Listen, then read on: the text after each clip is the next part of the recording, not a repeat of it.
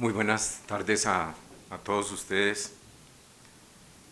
No es nada sencillo, la verdad, después de tantas generosidades, pararme aquí y hablar, no solo por esa razón, sino porque a pesar de que llevo ya, no sé, 40 y tantos años ejerciendo y particularmente dando conferencias en todas partes del mundo, es la primera vez que me acompaña mi esposa y que me escucha mi esposa.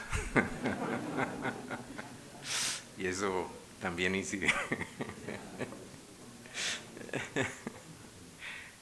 Espero hacerlo bien para que diga todos estos años no se han perdido. eh, Doctor Gabriel Harry, muchísimas gracias, muy amables por todos estos homenajes, Jorge, Viviana y Rodrigo, que lo tengo aquí presente aunque no esté físicamente, el amigo de tantos años. Nuevamente, lo primero es reiterar a la Cámara de Comercio de Medellín para Antioquia, a su presidenta, la doctora Lina Vélez, a Jorge, a la comisión asesora, a los miembros de la Junta Directiva de la Cámara de Comercio, a los funcionarios compañeros del centro, que son mis compañeros también de trabajo. Mi más profundo agradecimiento por este muy cariñoso y significativo homenaje que han organizado en mi honor. Todos y cada uno saben del profundo sentimiento de amistad que les profeso y que a lo largo de ya unos buenos años nos ha permitido construir una cercana y maravillosa relación por la cual han desfilado un buen número de quienes hoy son mis queridos y cercanos amigos y de la que guardo el recuerdo de otros que ya no están entre nosotros. Ya han citado al doctor Hernán Villegas y al doctor Enrique Gaviria, que me obsequiaron con su amistad y su compañía en otros temas, porque la vida lo marca uno así. Yo arranqué dedicado a las sociedades comerciales, me dediqué a ellas y cualquier día terminé en el arbitraje y aquí estoy. En diciembre pasado, cuando cumplí mi último día de trabajo y al despedirme de mi equipo, de mis compañeros de todos estos años, dije algo que hoy deseo volver a afirmar. Lo más maravilloso de todo este tiempo ha sido poder hacer lo que me gusta y me apasiona, y de otro lado, con igual intensidad, haber podido conocer tantas personas que me han honrado con su amistad y compañía. Aquí en Medellín, una muy buena parte de ellas.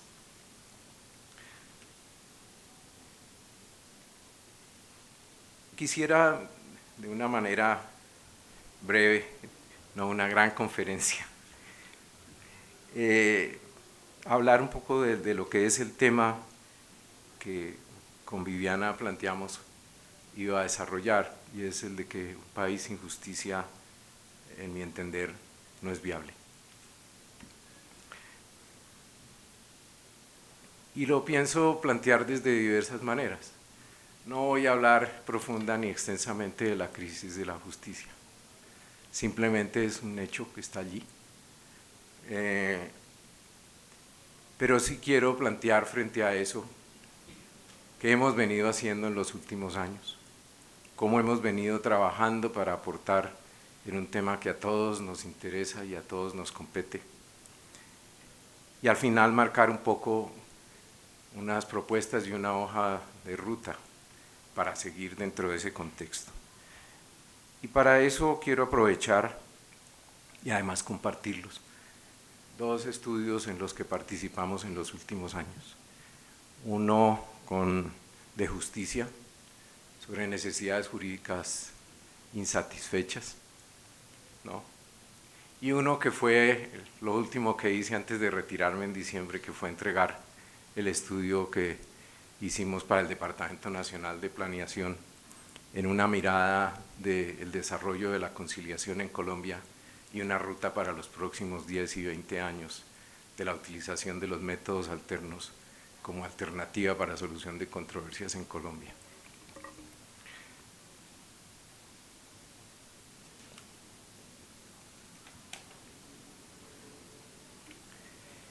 Como les señalaba anteriormente, hablar o profundizar sobre el tema de la justicia, pues es algo que está allí, que a pesar de los diversos intentos que desde diversos ángulos, desde diversas épocas, aproximaciones, se ha intentado trabajar, pues no hemos logrado avanzar, no hemos logrado superar. Y eso nos muestra un panorama que yo quisiera llamar suavemente como preocupante. Y vuelvo y les digo, me voy a afianzar en los estudios para que no aparezca que es una mirada particular.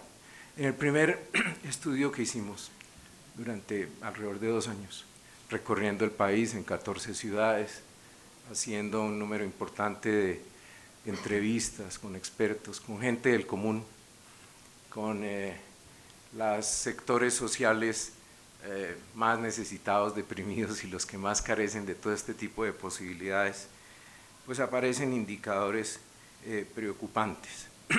Si bien el estudio arroja que el grado de confianza en la justicia, en esta visión de hace un par de años, rondaba alrededor de un 60%, lo preocupante era la tendencia decreciente y rápidamente degradándose en la percepción general de la comunidad. Conforme a esa misma percepción, es muy negativa la opinión que se tiene alrededor de la falta de agilidad de la justicia. Algo sorpresivo, sus altos costos, cuando según la Constitución nos dicen que es gratuita, en lo cual es un sofisma, pero de alguna manera la gente la percibe todo lo contrario.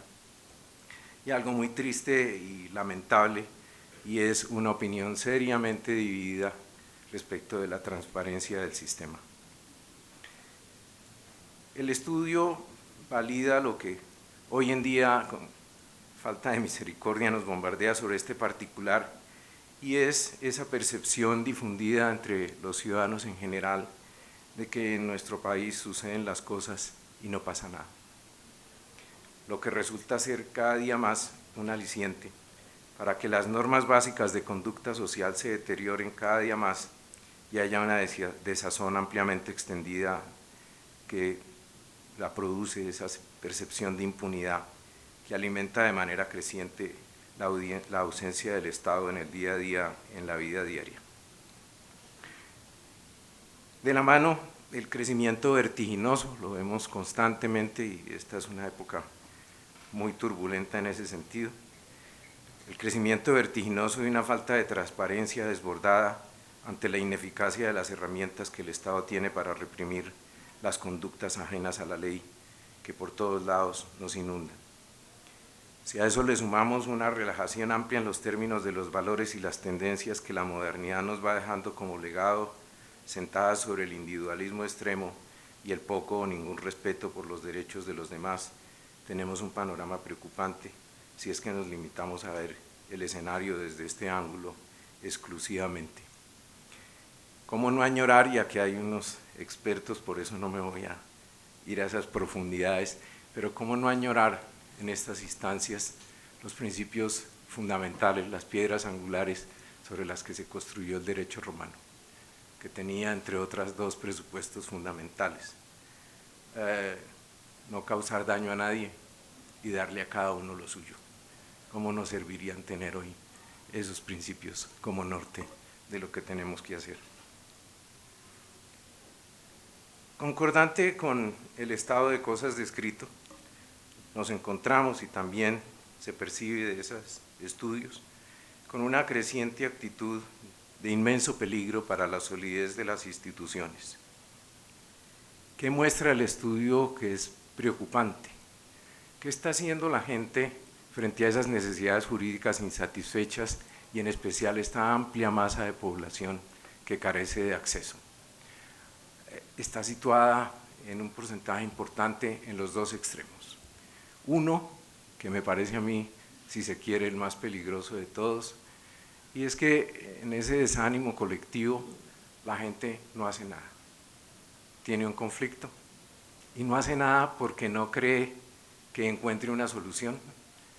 no cree que su tiempo esté bien invertido intentando hacer accionar los mecanismos del Estado, porque al final no pasa nada y no va a haber respuesta. Esa actitud que es reiterada en la gente, pues es una bomba de tiempo, porque algún momento llegará en que la paciencia se acaba y finalmente explota como suele explotar. Si ustedes, y algunos lo conocen o lo quieren mirar, uno de los alimentadores más grandes que tiene el sistema penal colombiano, con su gran congestión y sus grandes problemas, es eso, son necesidades jurídicas insatisfechas, hasta que algún día terminan en una conducta penal. Y el otro, que es igual de complejo y que habíamos logrado como superar o mejorar o tener una tendencia diferente, en otro extremo están situados los que franca y llanamente acuden a la violencia para arreglar sus problemas. Si ustedes suman esa masa de gente, la que está en la indiferencia absoluta, más que indiferencia, en el desánimo absoluto frente a lo que son las instituciones del Estado, y los que acuden a la violencia, pues tenemos un universo bastante importante que supera el 50% de los ciudadanos, de acuerdo con esos análisis que estuvimos. Y uno diría, bueno, y con este panorama, ¿qué se ha hecho? ¿Qué hacer? Lo que se ha hecho, ¿vale la pena? ¿No vale la pena? Estos 30 y tantos años, ¿tienen sentido o no lo tienen? Y yo creo que sí, porque toda situación tiene también una parte optimista desde donde construir, y este tema no es una excepción. Hay unos cimientos, hay unos pilares que nos permiten intentar ver otro horizonte que no se va a producir por generación espontánea, eso es cierto, pero que nos permiten tener unas bases desde donde trabajar. Ese mismo grupo de población, el que no está en los extremos que les señalo, ¿qué suele hacer? En un porcentaje muy pequeño, muy pequeño, la solución viene desde lo judicial, según el análisis, entre un 6% y un 9%. Es ínfimo, eso no es un mal del sistema colombiano, si uno mira comparativamente con otros estudios en otras partes, por ahí van llegando a cifras similares, pero no deja de ser una porción bastante reducida dentro de ese contexto. Pero y aquí depende de la complejidad o del interés o de la incidencia de los problemas de las personas, entre un 21 y un 35% de las personas utilizan como dinámica acudir a un tercero para que le ayude a solucionar sus problemas. Allí entra en bloque el tema de los métodos alternos de solución de conflictos. Y alrededor de un 28%, 26, 28%, y este para mi gusto es el tema que anima de ese estudio, en donde nos dan muy duro a los centros y todo esto, lo cual también hay que mirarlo con lupa, pero que un 26, 28% de la población esté acudiendo al arreglo directo, pero algo más importante, que los arreglos que hace los cumple y los respeta, es una mina de oro para trabajar. En un país altamente desarrollado en estos temas, se puede llegar a 45, 48%. Entonces tenemos un margen de crecimiento y de maniobra que es una oportunidad y un reto para todos nosotros, y es trabajar para incentivar esta franja que está situada en el arreglo directo y también la que está situada en la utilización de los métodos alternos de solución de controversias. Como les decía, el Departamento Nacional de Planeación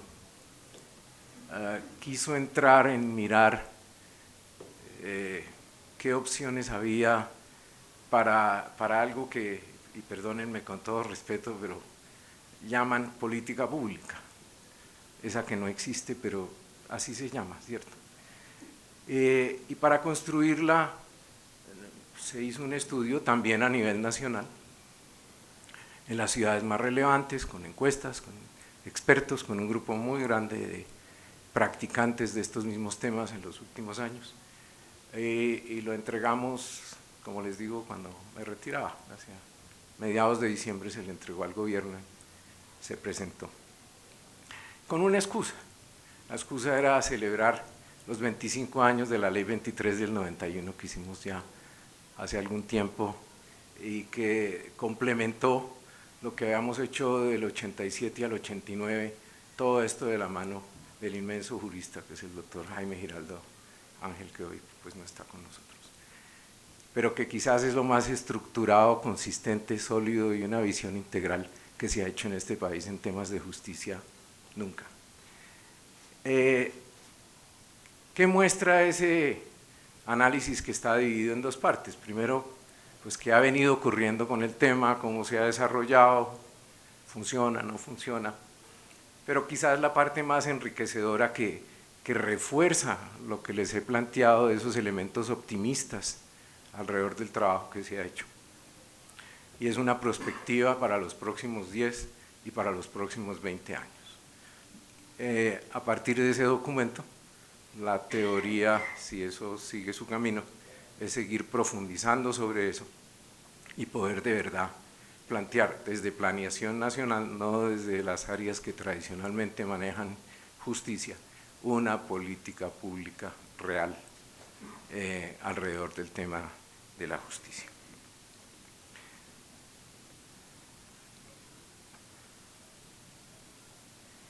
Dentro de ese contexto hay dos opciones. Utilizamos siempre un camino clásico, no nos ha ido muy bien, es mi opinión personal y he participado en varios de esos intentos, y es, bueno, hay una gran congestión judicial que se debe a muchas causas.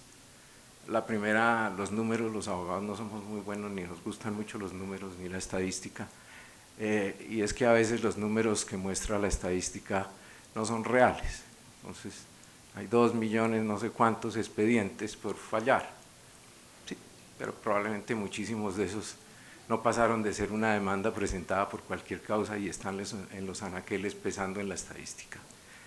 Y así hay una serie de circunstancias que hay que explorar mucho mejor para poder medir eso y tratarlo con justicia, para ser objetivo dentro de ese contexto. Pero la receta que siempre surge, infortunadamente, es repetida, ¿no? Cambiemos el código, nombremos más jueces. Y hemos cambiado los códigos, ya no sabemos ni cuál tenemos, ¿cierto? Y hemos nombrado jueces y se ha hecho esfuerzos presupuestales, pero seguimos en las mismas o peor que lo que estábamos antes. ¿Qué muestra el estudio? Que es bien importante, porque esa sería una de las opciones o es la primera que siempre surge, pero hay otras. ¿Cuánto cuesta utilizar una opción versus la otra? Y ese es un determinante en un país en donde los recursos son escasos, en donde ahora nos están faltando bastante más y en los años que vienen nos van a faltar mucho más. Además de que vamos a tener una sobrecarga de impuestos y de costos y de gastos, que es lo que vemos venir para los próximos años. De acuerdo con los números, mirando qué cuesta solucionar un problema por vía de la conciliación y qué cuesta solucionar un problema si lo que hiciéramos es una opción estrictamente judicial, pues las diferencias son monstruosas. Cuando uno mira del año 2002 al 2014, alrededor de 1 millón de conciliaciones se hicieron en Colombia. ¿Sí? Si ese millón de conciliaciones se hubieran llevado a la opción judicial, le habría costado al Estado colombiano 2 billones de pesos.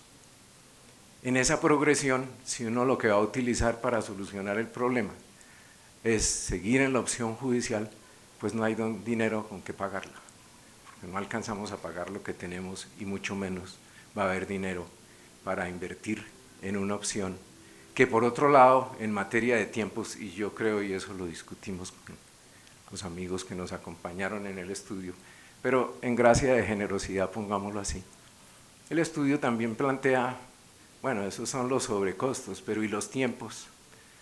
De acuerdo con la estadística, insisto, y es un promedio, la duración judicial promedio está tasada en el estudio en 790 días, 795 días, en algunos temas puntuales baja, pero en promedio es eso. ¿Cuánto me demoro yo en una conciliación? Y ahí los datos del estudio están impactados por las diferencias tan grandes que hay en la práctica, porque hay operadores de una gran habilidad y hay operadores en conciliación cuya habilidad también está bastante lejos de lo que le debería ser. Pero el estudio, digamos que en un promedio dentro de ese contexto, plantea que frente a la opción de los 800 días, aquí el promedio es un mes. En el centro que yo dirigí no era un mes, eran 7 días. Y el índice de arreglos era del 83%. 8.3 de cada 10 casos se arreglaba en unas sesiones que fluctuaban entre 45 minutos y hora y media. Frente a eso no hay discusión en materia de eficiencias y de costos. Entonces el estudio va marcando una ruta. Si solo lo miramos desde términos económicos, y eso es lo que más me apasiona del estudio para planeación, porque planeación no está en el gran discurso jurídico, 2 más 2 son 4, cuáles son los números, cuáles son los costos, cuáles son las oportunidades y las opciones. Y eso es lo que necesitamos nosotros, entrar de lleno a eso y dejar el inciso un poco al lado y aterrizar en la realidad de este país con lo que tenemos y con lo que podemos hacer. Frente a este panorama, pues encuentra uno que se han hecho cosas importantes, que hemos cambiado, que a nivel de la educación del derecho se ha dado un viraje importante, porque por esa época del año 91 en la misma ley se hizo el esfuerzo de obligar a las facultades de derecho a que al lado de enseñar a pleitear, pues enseñar a arreglar, porque es que el abogado integral es eso. El abogado integral en la vida está destinado a prevenir, y si algo no funciona, a arreglar, y si por ahí no puede, pues pleitará. Pero ese abogado unidimensional equivocado que la gente tiene en su imaginario, pues no es el que es.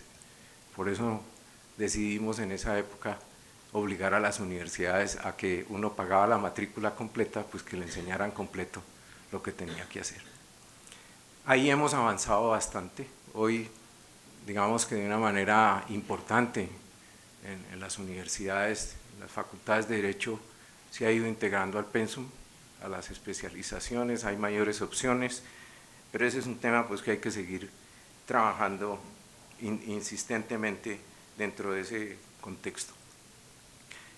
Pero todo esto que nos muestra, podemos hacer varias cosas, como en los estudios, no hacer nada. Ese no es mi problema. Problema del presidente, problema del ministro, problema de las altas cortes, problema de todos, pero no es de uno. Y eso es lo más equivocado de la vida. El problema lo hemos hecho todos, como yo digo coloquialmente siempre, yo les juro, y estuve de estudiante en el Poder Judicial en la UNIEL, porque la vida fue generosa conmigo, y estuve en las altas cortes trabajando. Hombre, allá hay una cantidad de gente que trabaja con un gran juicio, con un gran sentido, con unas cargas desbordadas, pero les garantizo que por la noche no nos quedábamos escribiendo demandas para aumentar los anaqueles. Ahí hay que producir un cambio que es generalizado, es decir, si todos somos parte del problema y construimos el problema no se arregla sino con el concurso de todos. Aquí sí, y hablando un poco en los términos de moda de las 4G, lo que hay que hacer es una APP perfecta, una alianza público-privada, en donde todos tenemos que contribuir para trabajar, si es que algún día queremos tener una situación diferente. Trasladémoslo a lo empresarial, pues porque las cámaras de comercio.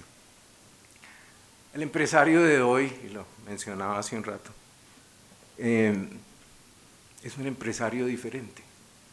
Quizás hasta hace unos cuantos años el empresario estaba en su vida diaria, en su rutina, tratando de hacer un negocio próspero y tratando de producir utilidades para él, su familia, sus socios, y ese era su horizonte y un poco el entorno, ese no es mío. Yo gano plata, pierdo plata, es mi realidad, lo demás no me importa. Eso se abandonó hace mucho tiempo, es probable que todavía haya mucho empresario de ese estilo, pero yo creo que cada día son menos. ¿Por qué? Porque el empresario tiene que dedicarse y preocuparse por su entorno. Está clarísimo de los estudios que se han hecho que no es lo mismo para generar prosperidad moverse en un entorno amigable, alegre, de convivencia, que moverse en un entorno hostil. Entonces, sí hay una preocupación decidida del empresario en que tiene que mirar su entorno porque le conviene. Si es que lo queremos mirar solo desde el capitalismo rampante, le conviene, porque va a tener mucha mayor productividad y mayor riqueza. Ni qué decir con temas que el abogado le suenan raros, salvo que esté en la especialidad, cómo no solo hacia afuera el empresario tiene que mirar su entorno y trabajar por él y preocuparse porque le interesa, sino al interior de la empresa. Al interior de la empresa confluyen capital, llamémoslo así, los directivos, los trabajadores. Está absolutamente demostrado que si uno logra un círculo virtuoso en el relacionamiento entre esas fuerzas que están en la empresa y la gente trabaja con otra dinámica, con otra alegría diferente, hay una generación de riqueza que a todos los beneficia. Y ahí están los comités de convivencia que se ven muy laborales y muy para lo laboral, pero esa es una gran equivocación, una profunda equivocación. A eso hay que ponerle sentido porque tiene otra dinámica. Entonces el mundo empresarial de hoy es parte de esa contribución. Y en eso tengo que decirlo con tristeza porque sobre todo el primer estudio muestra que los empresarios están mirando la tasa de cambio, el dólar, el petróleo, y les parece que estas cosas no son con ellos y están bastante ausentes. Y yo creo que es una profunda equivocación la que están cometiendo porque lo que deberían es, en su beneficio propio, participar mucho más activamente dentro de todos estos temas. Miremos si no, y pueda que a uno les guste y a otros no les guste, a uno les parece que sí y a otros no. Pero la economía colombiana y la economía universal, pues todos sabemos cuál es el ciclo que está viviendo y el ciclo de deterioro que está viviendo. Frente a eso, ¿qué necesita uno? Sí, hacer muchas 4G, sí, ya vimos que estamos atascados para tratar de hacer las que queremos hacer y habrá que hacer ajustes. Pero no podemos seguir desindustrializando el país y dedicados otra vez a las materias primas básicas como única opción, porque ya vimos el error fundamental de haber incursionado en ese escenario. Se cayó el petróleo, se cayó el carbón, se cayó el café y entonces estamos perdidos. Pero para hacer eso se necesita inversión, inversión nacional, inversión extranjera.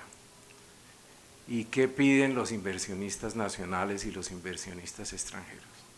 Reglas de juego claras, reglas de juego estables, nosotros estamos lejos de eso, y una dinámica de solución de controversias a toda prueba.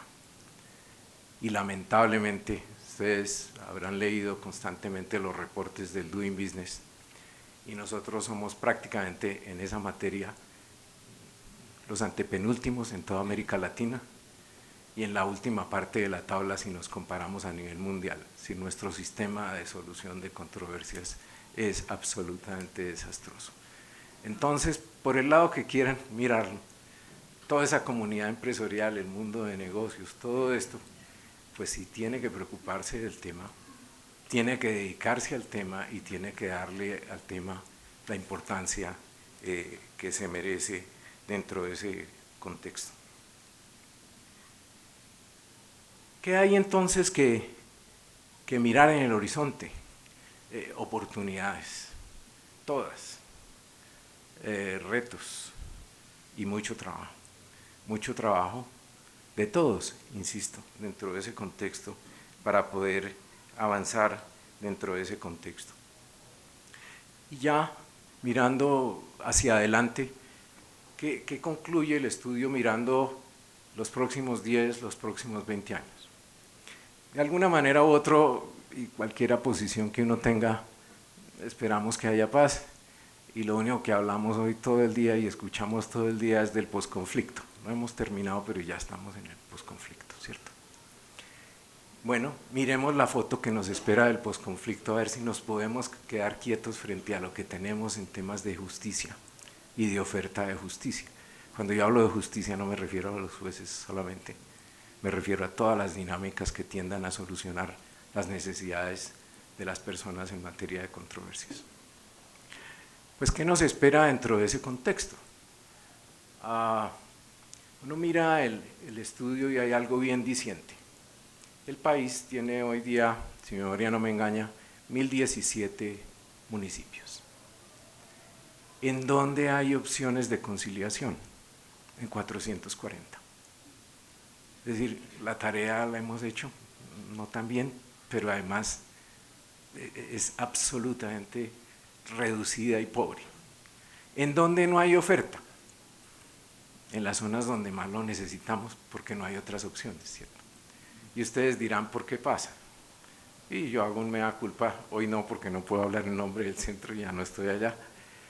Pero es que la gente mira mucho el tema de los métodos y mira los centros como una fuente de riqueza. Ese es un muy buen negocio, allá ganan mucha plata y eso hay que hacer de eso. Y eso está bastante lejos de la realidad.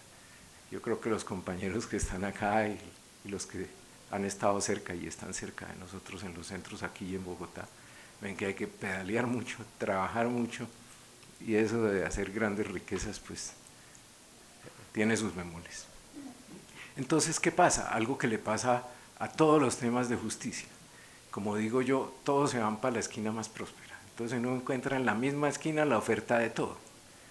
Sí, pero en los demás lugares no hay nada. Y se lo digo con conocimiento de causa. Todo ese programa de comunitario en donde nosotros hemos trabajado los últimos 17 años en los barrios más complejos y pobres de Bogotá y en las zonas rurales, es justo. Todos están en la esquina menos conflictiva, pero y en las zonas desoladas, en las zonas más conflictivas, ¿quién está? No, nadie quiere ir allá, ¿cierto? Allá hay que hacer una gran redistribución y un inmenso esfuerzo, porque lo que necesitamos es que de esos 440 municipios pasemos a los 1017 municipios que componen la nación para que haya una oferta por lo menos mínima de solución de controversias. ¿Y eso en qué línea va? En que el estudio y la mirada que se dio allí con los expertos y con las diversas entidades nos dice qué es lo que va a ocurrir. La problemática de la violencia para todos no es extraño, fundamentalmente rural, desplazamiento, problemas de titulación, problemas de tierras, problemas de abandono, ¿cierto? ¿Y qué va a pasar allá? Que en los años 87, 89, y puedo decirlo porque esos 2 años los dediqué de lleno a ese tema, hicimos varias cosas con la reforma, entre otras crear la jurisdicción agraria. Digo crear porque allá está creada, pero operativa no, ¿cierto? Solo parcialmente. Entonces el estudio lo primero que plantea, oiga, hay que volverse a acordar del tema de la jurisdicción agraria, porque ya no quiero más juzgados en la Plaza de Bolívar en Bogotá, porque ahí no es donde los necesito, donde los vamos a necesitar es allá, en las áreas rurales donde los problemas van a surgir y se van a desencadenar y probablemente de una manera no tan amistosa. ¿Y qué deberíamos hacer frente también al manejo de esa comunidad, no solo desde lo judicial, en donde, como les digo, tenemos serias limitaciones, sino desde el lado de los métodos y del lado de los trabajos que hemos venido haciendo? Hombre, vale la pena meditar algo que hicimos en la ley 23 del 91 y que yo quiero profundamente porque junto con Jaime Giraldo lo escribimos, es incrementar y potenciar los conciliadores en equidad rurales, porque necesitamos que la comunidad se integre en la solución de las controversias en su mismo entorno. Ellos no necesitan un extranjero de Bogotá para que les arreglen allá el problema. Necesitan a un vecino del barrio, de la vereda, del corregimiento, para que les ayude a arreglar sus problemas. Necesitamos mejorar, como les digo, la oferta de conciliadores en derecho, porque esos son los problemas que se van a lidiar. Si me muevo de escenario para no alargar el tema, ¿qué va a pasar con todos esos miles de jóvenes que, sin su voluntad, pero terminaron arrastrados en la guerrilla, que se van a reintegrar a los pueblos y a las ciudades? ¿En dónde? En los colegios. ¿Y cómo vamos a manejar la convivencia en los colegios? ¿Cómo vamos a cambiar las reglas del juego y a enseñarles a los que están que el mundo es diverso y que lo que ellos conocen no es todo el mundo, sino que hay otro mundo que va a venir y sentárseles al día siguiente allí? ¿Y cómo van a ser las reglas del juego para construir eso? Y ahí tenemos una oportunidad gigantesca. Nosotros hicimos, y creo que era de lo que más yo quería y añoraré, era mi programa escolar. Yo lo dejé con 440 colegios, de los cuales 109 son rurales en 38 municipios. Y es la construcción desde hace 17 años de otra generación, que piense distinto, que crea en la ética, en los valores, que crea en la solución pacífica de conflictos, que crea en la diversidad, pero que se rebele porque ellos no tienen por qué seguir siendo pobres. Ellos tienen todo el derecho a igualdad de oportunidades. Eso es lo que vamos a tener que trabajar en el sistema educativo, y esas sí son las verdaderas políticas públicas. Allá es donde tenemos que trabajar. Pero ¿qué me va a pasar para moverme de escenario al vecindario? ¿Qué hago? Porque van a llegar a mi vecindario, yo no puedo vetarlos, ni puedo limitar y ver quién me va a llegar o no va a llegar, y este no lo quiero, llévenselo para esta otra zona de la ciudad. Eso no va a ocurrir. En Bogotá, no sé si lo han visto, en los últimos años nos ha ocurrido, donde en ciertas zonas de barrios residenciales clásicos de Bogotá han colocado casas de reinsertados, y las gazaperas y la convivencia ha sido desastrosa. Y cuando eso va a ser más amplio y más grande, no experimentos puntuales, sino temas que vamos a tener a lo largo y ancho del país, ¿qué vamos a hacer? Vamos a tener que trabajar todo el tema comunitario, que es toda una red de justicia gigantesca, que el que no está metido en eso pues no tiene por qué conocerlo, pero del cual conciliación en equidad es un elemento potente, pero que tiene una serie de herramientas que vamos a tener que trabajar, que integrar a los que vienen y a los que están, para tener unas nuevas reglas de convivencia para poner en juego.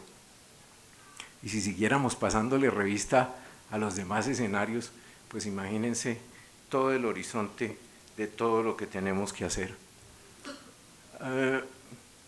Como las coincidencias existen, no sé si ustedes miraron, y eso no me lo inventé porque no está en mi capacidad, el editorial del Tiempo del domingo pasado.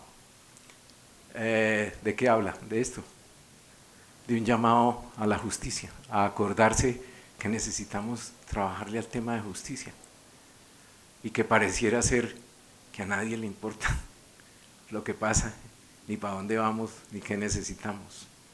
Pero más dramático aún es que en la última página del primer cuadernillo del Tiempo hay un artículo fantástico que obviamente me viene como anillo al dedo, y al que quiero hacer unas referencias puntuales para ir terminando.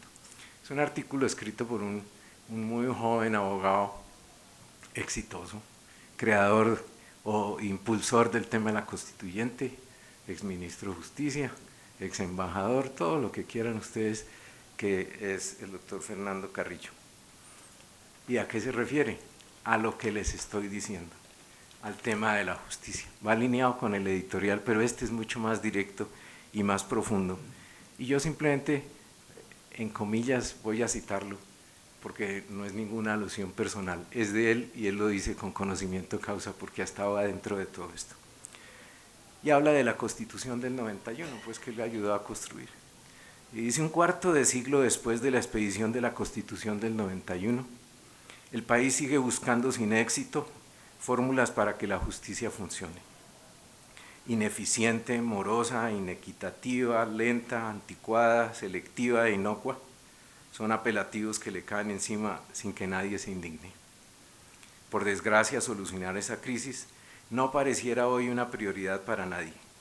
Una tragedia que aleja más la posibilidad de ejercerla con probidad, imparcialidad y eficacia. Y más adelante, porque el comisionado, nuestro negociador, el doctor de la Calle, dentro de los retos que él plantea, que son muy importantes por venir, en la medida en que haya la firma de la paz, que son la seguridad ciudadana y la lucha contra la corrupción, dice el doctor Carrillo que en ese estado de cosas en que estamos, si la justicia pues sigue siendo invisible para la mayoría de las gentes, pues no hay ninguna salida. Sin ella, es decir, sin justicia, la paz será una flor que se marchitará pronto. Se necesita una justicia moderna, fuerte, presente, cercana a la gente, una justicia que rompa con el vicio centralizador y clientelista que impide llegar al ciudadano de a pie. Los grandes retos de la justicia no están en el terreno de las macro reformas. Si va a cesar la larga noche de violencia, la justicia debe ser una prioridad nacional. Se necesita mucho más que voluntad política. Se requiere de un capital humano dispuesto a hacer realidad las ideas del cambio. Dentro de ese contexto, entonces, como ustedes ven, y en resumen, yo creo que los años invertidos en eso no se han perdido, que hay mucho por hacer, que hay mucho por mejorar, que tenemos unos retos espectacularmente apasionantes por venir y que todos tenemos que contribuir a eso, porque de lo que se trata es de construir otro país, y un país sin justicia no es viable. Muchísimas gracias.